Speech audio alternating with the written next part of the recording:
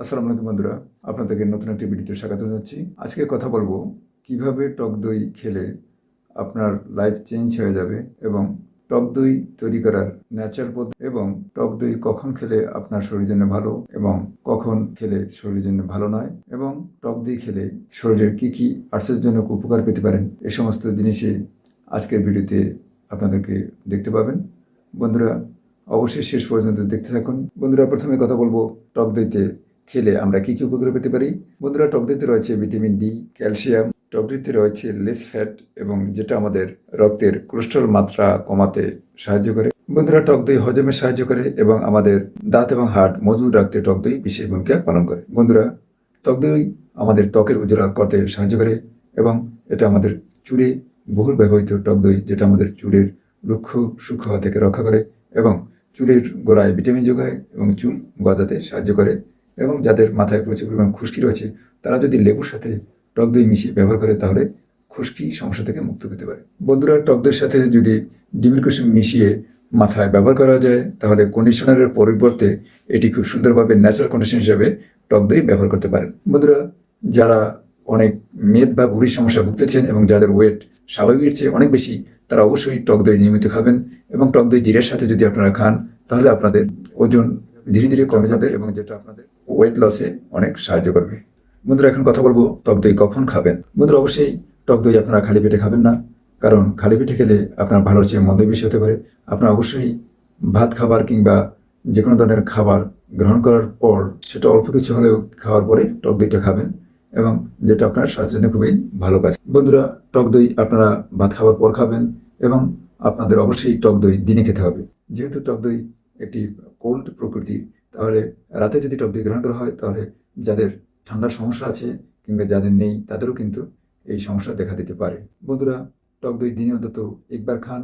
দুপুর লাঞ্চের পরে আপনারা ছোটো একটি বাটি রাখেন এবং রেগুলার এই টক দই হোমমেড নিজেরাই বানিয়ে খান।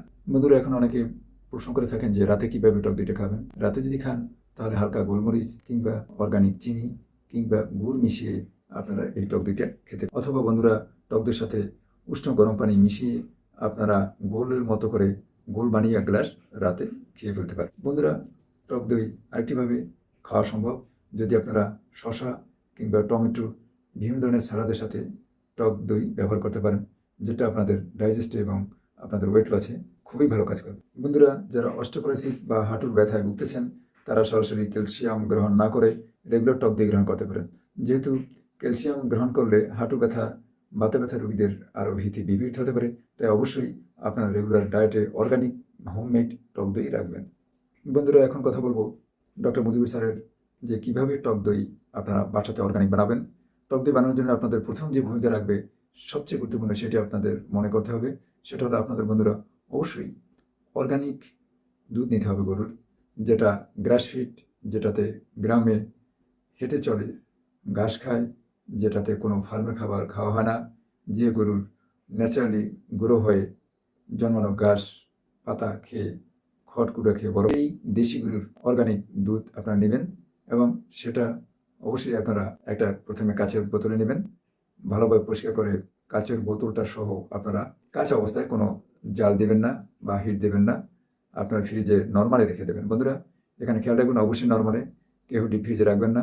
নর্মালে 2 দিন রাখার পরে আপনারা সেটাকে আরেকটা কাচের বোতলে ট্রান্সফার করবেন এবং সেখানে আবার আরও 2 দিন রাখবেন। এভাবে রেখে দিলে আপনাদের অর্গানিক দই বা অর্গানিক ইয়োগার্ট তৈরি করতে পারবেন এবং পরবর্তীতে যদি দই বানাতে চান তাহলে এটা থেকে যে বীজ আছে সেটা ব্যবহার করে অতি দ্রুত সময়ের মধ্যে অবশ্যই আপনারা এই দই বা টক দই বানাতে পারবেন। বন্ধুরা আপনারা বাজারের দই কি খেতে পারবেন? এখানে ডক্টর মুজিবুর স্যার অবশ্যই বলে থাকেন যে বাজার থেকে কোনো দই খাওয়া যাবে না, যেহেতু এটা অর্গানিক না। এটার দুধ কোথা থেকে আসছে সেটা কোনো খবর নেই। এটা হতে পারে পাঁচরিতি দুধ, হতে পারে গুঁড়া দুধ, হতে পারে আটা ময়দা দিয়ে বানানো দই আপনাদেরকে দেওয়া হচ্ছে। তাই অবশ্যই বাজার থেকে যে দই থাকে তাতে প্রচুর পরিমাণে চিনি দেওয়া হয়, যেটাও খারাপ চিনি, কৃত্রিম চিনি, যার কোনো ভ্যালু নাই। তাই অবশ্যই আপনারা বাজারের দই বাদ দিতে হবে। বাজারের দই খেলে ভালো পরিবর্তে আরও আপনাদের খারাপই হতে পারে। বন্ধুরা এই বিষয়ে সচেতন থাকবেন। বন্ধুরা আমার আরেকটি প্রশ্ন আছে যেটা সবাই করে থাকে, সেটা হলো আমরা দুধ থেকে তৈরি কি কি খাবার খেতে পারবো? আমরা দুধ থেকে তৈরি করে যে খাবার খেতে পারবো সেটা হলো অর্গানিক দই, organic yogurt, organic cheese, organic ঘি, অর্গানিক মাখন বা বাটার এবং অর্গানিক সাওয়ার ক্রিম।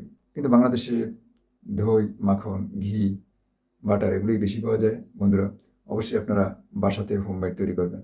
বন্ধুরা, ভিডিওটি ভালো লেগে থাকলে অবশ্যই লাইক করবেন, সাবস্ক্রাইব করবেন এবং কমেন্টস করবেন। পরবর্তীতে কি বিষয়ের উপর আপনার ভিডিওটা দেখতে চান অবশ্যই কমেন্টস করে জানান। Thanks for